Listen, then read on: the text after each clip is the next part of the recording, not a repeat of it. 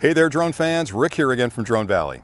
In today's clip, I'd like to share an interview I did a few weeks back with Bill the Drone Reviewer.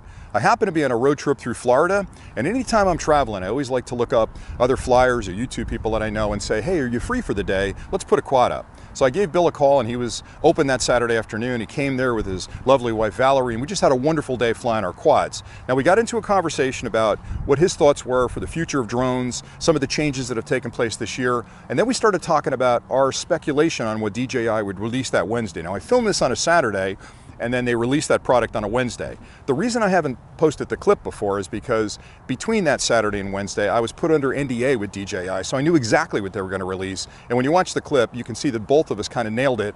And I felt a little awkward putting the clip up because I'm thinking I don't want DJI to think that I'm spreading information before I'm actually allowed to at the event. So I held on to it for a week or two, and I thought I'd put it up today. Now, if you haven't checked Bill's channel out, he's a wonderful YouTuber. He's got a lot of really insightful comments about the technology, a lot of late-breaking news, does a really good job of staying on top of all that stuff. So I've got a link below. I'd suggest you go to his channel, give it a look, and subscribe, because he seems to be always ahead of the curve as far as releases go. So if you want to stay up to date on late breaking news and changes in the drone industry, he's definitely a guy to keep an eye on. So hang on and I'll run the interview.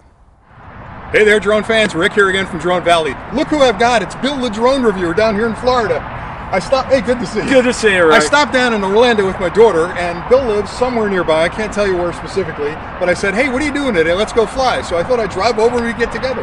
So how you been? It's always a great day to fly, Rick. Good. Oh, man. Always a great day to fly. Absolutely. So I haven't seen you in a couple of weeks. You out there flying a lot? Yeah, I've been enjoying the Mavic 2 Pro. Fantastic drone. Really like it? Absolutely love it. Now you have the Pro, right? I have the Pro, correct. And what was your decision based on to buy the Pro over the Zoom? Because of the camera, I wanted to see the difference, especially between that and the Mavic Pro. Right. And it's a quantum leap. I've looked at my film that I did from the Mavic Pro to the Mavic 2 Pro. It's night and day. It's just incredible, the difference. Just normal footage, just doing it, not changing any settings, taking it up over my house about 100 feet, yep, flying behind the lake.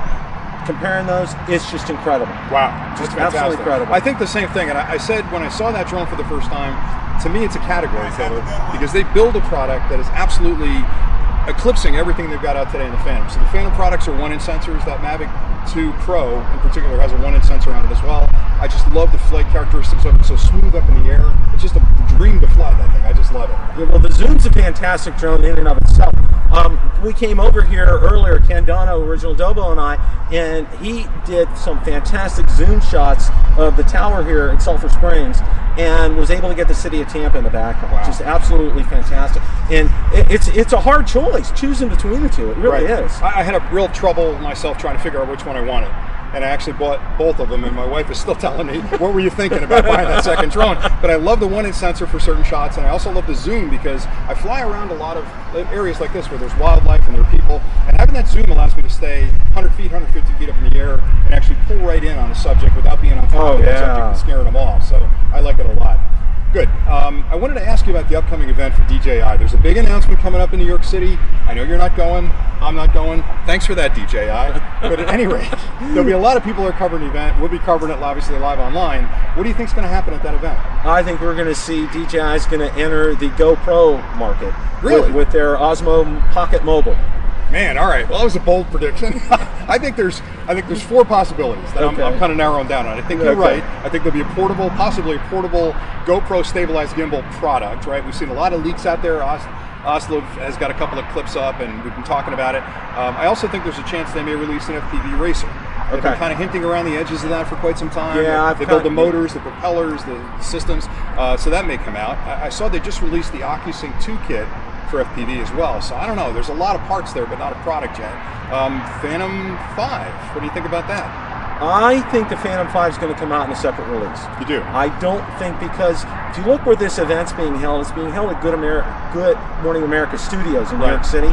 They probably will see no more than 50 to 60 people. Okay, and I think the people that got invited to this, you're not going. I know several other drone reviewers are not going. I'm not going. They usually do something like a Phantom 5, which is considered a professional level series of drone. Something like that will be out in Los Angeles, where the film industry is. Yeah. Where, when they released the Phantom 4 Pro, that was with the Inspire 2 out in Los Angeles. So I would see that kind of event being held in a big scale, kind of like what they did with the Mavic 2 Pro when you and I went to it. But that's going to be out in Los Angeles. Okay. When? I don't know.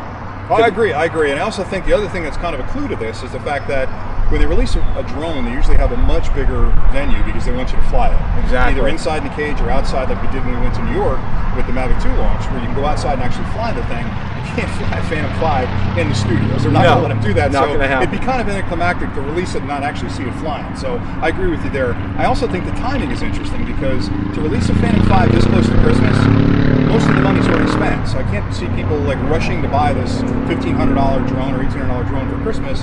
I think they'd much rather release it in the spring where people can fly it all summer. Exactly, and and the other thing that I'm thinking along those lines too, Rick, is the Mavic 2 has been selling incredibly well. I've talked to a retailer recently, said that they can't keep enough Mavic 2 product on the shelf.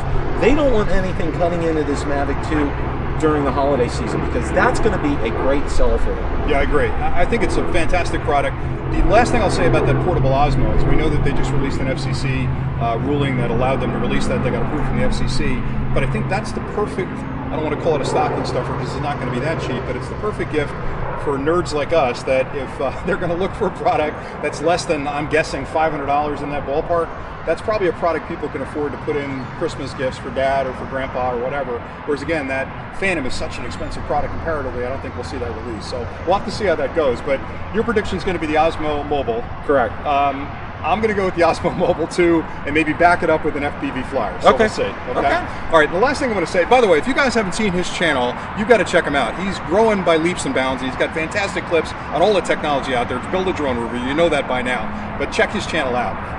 What have you got planned coming up on your channel? Well, I'm going to have the 12 Days of Christmas coming up. We're going to have a giveaway. Hold on a second. You're stealing my idea. There. Stealing Rick's idea. All right, let him have it. I'll let him have it. We're going to do it as well, but go ahead. So you get 2 Christmas gifts. We're going to have, so definitely, tune into Rick's channel as well, and then into mine because you'll have double the chances to win. They're already on my channel. We're watching the channel now. But that's true. All right, that's true. So 12 Days of Christmas. We're going to do 12 Days of Christmas, and what I'm going to do is I'm going to film an entry video for that. Okay. And then it's going to be at 7:30 p.m. Eastern Time each night for 5 minutes. We're going to do a very quick live stream, announce that winner.